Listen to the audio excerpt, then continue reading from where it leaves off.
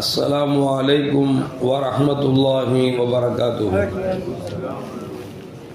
अल्हम्दुलिल्लाहि रब्बिल आलमीन वस्सलातु वस्सलामु अला अशरफिल मुरसलीन व अला आलिहि व अस्हाबिहि व अज़वाजिहि व दुर्रियातिहि व अहल बैतिहि अजमाइन।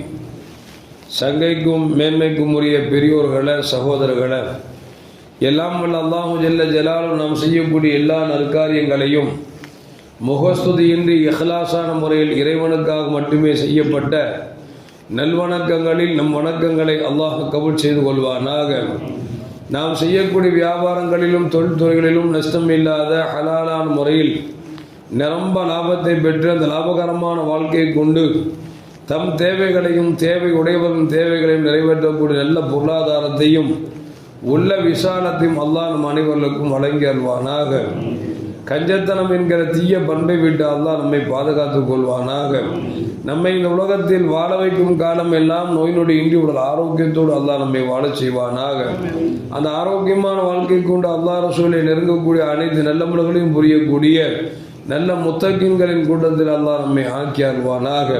திடீர் மரணங்களை விட்டும் தீய மரணங்களை விட்டும் நம்மையும் நம் குடும்பத்தையும் நம் சமூகத்தையும் அல்லாஹ் முழுமையான முறையில் பாதுகாத்துக் கொள்வானாக.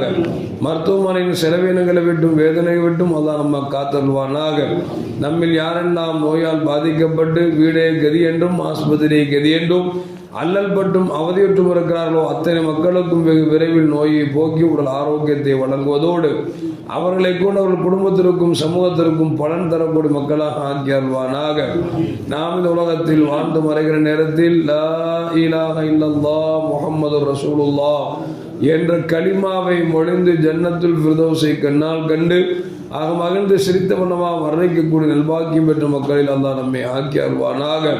மரணித்தும் மரணிக்காத இறைநேசரின் கூட்டத்தில் அல்லாஹ் நம்மை ஆக்கி அருள்வானாக.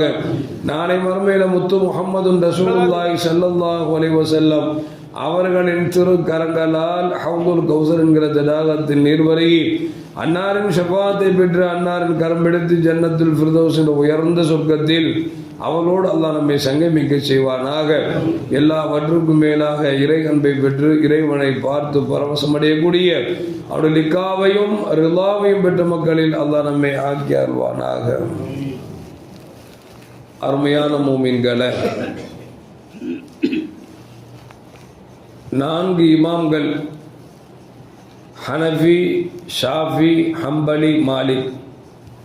இந்த 4 இமாம்களும் குர்ஆன் ஹதீஸ் பிரகாரம் சட்டங்களை வகுத்து தந்தவர்கள் தான் இந்த 4 மேன்மக்களும்.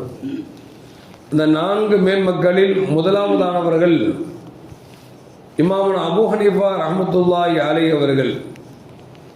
இவருடைய அசல் பெயர் நுஅமான் இப்னு சாபித் என்று சொல்வார்கள்.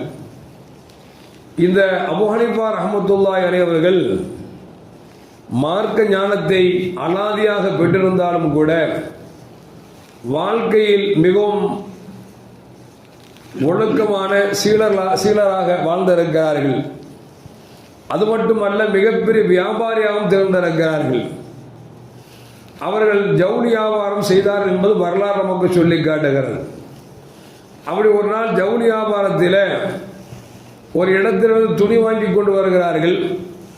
அதிலே ஒரே ஒரு துணி மட்டும் கிழிந்த துணி ஒன்று உள்ளே மாட்டிக்கொண்டது. தன்னுடைய பணியாளரிடத்தில் சொல்லுகிறார், தம்பி, வியாபாரம் செய்யுங்கள், இந்த துணியில ஒரு கிழிந்த துணி ஒன்று வந்திருக்கிறது, அதை எடுத்து விட்டு விடாமல் தனியாக வைத்துக் கொள்ளுங்கள். அப்படி இல்லை என்று சொன்னால் மற்ற ஆடையை விட குறைந்த விலைக்கு கொடுங்கள் என்று சொல்லி இமாமுனா அபூ ஹனீஃபா ரஹ்மத்துல்லாஹி அலைஹி சொல்லிட்டு போயிட்டார். பணியாளர் துணியை விற்று கொண்டிருக்கிறார். கூட்டம் அலை மோதுகிறது. அந்த கூட்டத்தில் எல்லா துணியும் விட்டுவிட்டார். அந்த கிழிந்த துணி வரவில்லை. வித்துட்டு அபூ ஹனீஃபா ரஹ்மத்துல்லாஹி அலைஹி வீட்டுக்கு கடைக்கு வர்றாங்க. நம்ம துணியெல்லாம் வித்துட்டியா? வித்துட்டேன். அந்த கிழிஞ்ச துணி ஒன்று இருந்துச்சே, அது எடுத்து வச்சியா? இல்லை, எடுத்து வைக்கல. இப்போ விலைக்கு கொடுத்தியா? கம்மியான விலைக்காவது கொடுத்தியா? இல்லை, அது எனக்கு தெரியவே இல்லை, நான் வியாபாரத்தில் மொத்தமாக வித்துட்டேன் அப்படின்னு அபூ ஹனீஃபா ரஹ்மத்துல்லாஹி அலைஹி மொத்த சரக்கில் கிடைத்த அனைத்து பணங்களையும் லாபம் முதல் கொள்முதல் வரைக்கும் எல்லாவற்றையும் தான தர்மம் வழங்கினார் என்று வரலாறு வருகிறது. நாம் இன்னைக்கு கடையில் உட்கார்ந்துட்டு இருக்கிறோம், கொஞ்சம் லேசாக கிழிஞ்ச ட்ரெஸ் வச்சுங்களேன், நல்ல விலைக்கே விற்போம். அவன் வாடிக்கையாளர் பார்த்து கேட்பான், என்னங்க சார் இது லேசாக கிழிஞ்சிருக்கு அப்படின்னா, அது ஒன்றும் இல்லைங்க, துவைச்ச சேர்ந்துருங்க அப்படிம்போம். உடசலாக இருந்தாலும் கிழிஞ்சதாக இருந்தாலும் முடிஞ்ச வரைக்கும் சில வார்த்தை பசப்பு வார்த்தையால் பசப்பி நம்ம என்ன செய்வோம் அப்படின்னா இல்லாத பொல்லாத சொல்லி வித்துருவோம். இது நம்முடைய கேட்டகரி. ஆனால் அபூ ஹனீஃபா ரஹ்மத்துல்லாஹி அலைஹி அந்த பொருள் வந்ததால் அது தனியாக எடுத்து வச்சிரு அப்படிங்கிறாங்க. அப்படி இல்லை விலை கம்மியாக கொடுன்னாங்க. அந்த வேலைக்காரன் கூட்டத்தில் மொத்தமாக வித்துட்டதுனால அசல் இருந்து லாபம் வரைக்கும் எல்லாவற்றையும் தானதம் வழங்கினார் என்று சொன்னால் அவருடைய வாழ்க்கை பத்தினித்தனம், வாழ்க்கையில் வியாபாரத்தின் நேர்மை எந்த அளவுக்கு இருக்குன்னு யோசிச்சு பார்க்கணும். இந்த அபூ ஹனீஃபா ரஹ்மத்துல்லாஹி அலைஹி ஒரு நாள் இஷா தொழுவ போகிறாங்க. இமாம் சாப் தொழு வைக்கிறார், பின்னால் இவங்க நிற்கிறாங்க. அவர் என்ன போதுறார் அப்படின்னா, இதான் ஜுல்சிலத்தில் அர்து ஜில்சாலா என்கிற சூறாவை ஓதிக்கொண்டு வருகிறார். அந்த சூறாவுடைய கடைசி வார்த்தையில் ஃபமன் யஅமல் மிஸ்கான தர்ரத்தின் கைரன் யரா வமன் யஅமல் மிஸ்கான தர்ரத்தின் ஷர்ரன் யரா.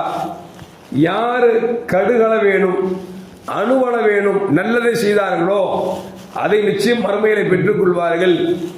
யார் கடுகளவுக்கேனும் தீமை செய்கிறார்களோ அவர் நாளை மறுமையிலே பெற்றுக்கொள்வார்கள் என்பதை அல்லாஹ் ஜல்ல ஜலாலுஹு சொல்றான். நல்லது செஞ்சாலும் அல்லது செஞ்சாலும் மறுமையில் நிச்சயம் அதுக்கு கூலி இருக்கு அப்படின்னு சொல்லி அல்லாஹ் அந்த வசனத்தில் சொல்லி காட்டுறான். இமாம் சாப் தொழுகை முடிச்சுட்டாங்க, அபூ ஹனீஃபா ரஹ்மத்துல்லாஹி தொழுகை முடிச்சுட்டாங்க, உட்கார்ந்துட்டு இருக்கிறாங்க.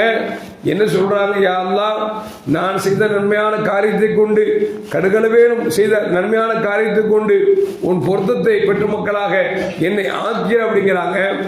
அந்த கடுகளவேனும் தீமையை பெருகணும்னு சொன்னாங்கல்ல, அந்த தீமையான காரியங்களை கொண்டு யாரெல்லாம் நரகத்தை விட்டு பாதுகாத்து அப்படின்னு சொல்லி இமாமுனா அபூ ஹனீஃபா ரஹ்மத்துல்லாஹி அலைஹி துஆ செய்து கொண்டே இருக்காங்க. இந்த அளவுக்கு அப்படின்னா இருக்கிற தொழுகை முசல்லிகள் எல்லாம் எல்லோரும் போயிட்டாங்க, மோதின் ஷாப் மட்டும் உட்கார்ந்துட்டு இருக்காரு. ஏன், இவர் அபூ ஹனீஃபா போனா தானே இவங்க போக முடியும். ஆனா அவங்க போற மாதிரி தெரியல, பார்த்தாங்க வேற வழியே இல்லை அப்படின்னு சொல்லிட்டு வீட்டுக்கு போகும்போது பொதுவாக அந்த காலத்தில் கரண்ட் கிடையாது இல்லை, இந்த கிந்தில் அப்படிம்பாங்க, விளக்கு சிமினி விளக்கு மாதிரி, அதில் கொஞ்சோண்டு எண்ணெய் இருக்குது. அந்த எண்ணெய் சரி எரிட்டும், இது எப்படி ஆஃப் ஆயிரும் அப்படின்னு சொல்லிட்டு நினைக்கிறாங்க. அவங்க மோதினார், வீட்டுக்கு போயிட்டார். போன அபூ ஹனீஃபா உட்கார்ந்துறாங்க, அழுகிறாங்க, புலம்புறாங்க, அல்லாட்ட அவ்வளோ புலம்புறாங்க. எந்த அளவுக்கு அப்படின்னா மோதினார் காலையில் ஃபஜருக்கு வந்துட்டார். எங்க பள்ளிவாசலுக்கு வந்தாச்சு, விளக்க பார்த்தா பளிச்சுன்னு சுடர் விட்டு எரியுது. இருந்த எண்ணெய் அப்படியே இருக்குது, கொஞ்சம் கூட காலி ஆகலை. அபூ ஹனீஃபா ரஹ்மத்துல்லாஹி உட்கார்ந்த இடத்துல இருந்து கொஞ்சம் கூட அசையல. எந்த நிலையில உட்கார்ந்தாங்களோ அப்படியே உட்கார்ந்துட்டு இருக்கிறார். இந்த நேரத்தில் அவர் என்ன செய்றார் அப்படின்னா வந்து விளக்கு கொஞ்சம் சுத்தம் பண்றாரு. அப்பதான் அபூ ஹனீஃபா ரஹ்மத்துல்லாஹிக்கு உஷார் வருது. பார்த்துட்டு கேட்டாங்க, என்ன விளக்கு ஆஃப் பண்ண போறீங்களா, வீட்டுக்கு போக போறீங்களான்னாங்க. அப்போ மோதினார் சொன்னாரா, அபூ ஹனீஃபா ரஹ்மத்துல்லாஹி நான் உட்கார்ந்து பார்த்தேன், நீங்க கொஞ்சம் கூட நகர்ற மாதிரி தெரியல. நான் வீட்டுக்கு போய் சாப்பிட்டு தூங்கி எழுந்திரிச்சு ஃபஜருக்கு பாங்கு சொல்ல வந்திருக்கிறேன் அப்படின்னு ஒண்ணு. ஃபஜருக்கு பாங்கு டைம் ஆயிடுச்சா அப்படின்னு ஆச்சரியமா கிடைச்சுடாங்களா. இப்படி இருந்த நிலைய யார்கிட்டையும் போய் சொல்லிடாத, இதை மறைச்சிரு அப்படின்னு சொல்லி மோதினாருக்கு அபூ ஹனீஃபா ரஹ்மத்துல்லாஹி சொல்கிறார் என்று சொன்னால், அருமையான முஃமின்களே, அல்லாஹ்வும் ரசூலும் நெருங்கியவர்கள், இன்னும் சொல்ல போனால் வாழ்க்கையில் சுத்தமாக இருந்தவர்கள், வியாபாரத்தில் பரிசுத்தமாக இருந்தவர்கள், அல்லாஹ் ரசூல் மீது அவ்வளவு அச்சம் கொண்டவர்கள். ஒரே ஒரு வசனம், ஃபமன் யஅமல் மிஸ்கால தர்ரத்தின் கைரன் யரா, யார் கடுகளவேனும் நன்மை செய்கிறார்களோ அவர் மறுமையில் பெற்றுக்கொள்வார்கள். ஃபமன் யஅமல் மிஸ்கால தர்ரத்தின் ஷர்ரன் யரா, யார் கடுகளவேனுக்கும் தீமை செய்கிறார்களோ நாளை மறுமையில் பெற்றுக்கொள்வார்கள். இந்த வசனம் அவர் உள்ளத்தை உறுத்தியது, உழுக்கி எடுத்தது. விடிய விடிய உட்கார்ந்து அழுகிறார்கள் சொன்னால், அருமையான மொமின்களை நம்ம கொஞ்சம் யோசிச்சு பார்க்கணும். நமக்கு வசனத்துக்கு அர்த்தம் வைக்க தெரியறது இல்லை. சரி, ஹைர் மார்க்க ஞானம் நம்ம கம்மியா இருக்குது. சரி, நம்ம ஏதாவது எடுத்து சொன்னா கேட்கிற மாதிரி இன்னைக்கு இருக்கிறாங்க அப்படின்னா, இன்னைக்கு பல பேர் இப்படி ஆயிட்டாங்க அப்படின்னா, அவர் என்னையா சொல்றது நம்ம என்னையா கேட்கறது, நம்ம சொல்றது அவர் கேட்கணும் அப்படிங்கிற நிலைக்கு இன்னைக்கு நிறைய பேர் வந்துட்டா. அல்லாஹ் காப்பாற்றணும். எதுக்கு சொல்ல வர்றேன் அப்படின்னா, நாம அல்லாஹ்வுடைய ஆயத்தை ஒரு வசனத்தையாவது எடுத்து நாம் சிந்தித்தோம் என்று சொன்னால் அதில் கிடைக்கும் நமக்கு பல படிப்பினைகள் என்பதை அல்லாஹ் நமக்கு சொல்லி காட்டுகிறார். எல்லாம் வல்ல அல்லாஹ் ஜல்ல ஜலாலுஹு இமாம் அபூ ஹனீஃபா ரஹ்மத்துல்லாஹி அவர்கள் இந்த உலகத்தில் எப்படிப்பட்ட சீடராக வாழ்ந்தார்களோ அதுபோன்று வாழக்கூடிய நல்ல முத்தகீன்களின் கூட்டத்தில் என்னையும் உங்களையும் அல்லாஹ் ஆக்கி அருள்வானாக. அஸ்ஸலாமு அலைக்கும் வரஹ்மத்துல்லாஹி வபரகாத்துஹு.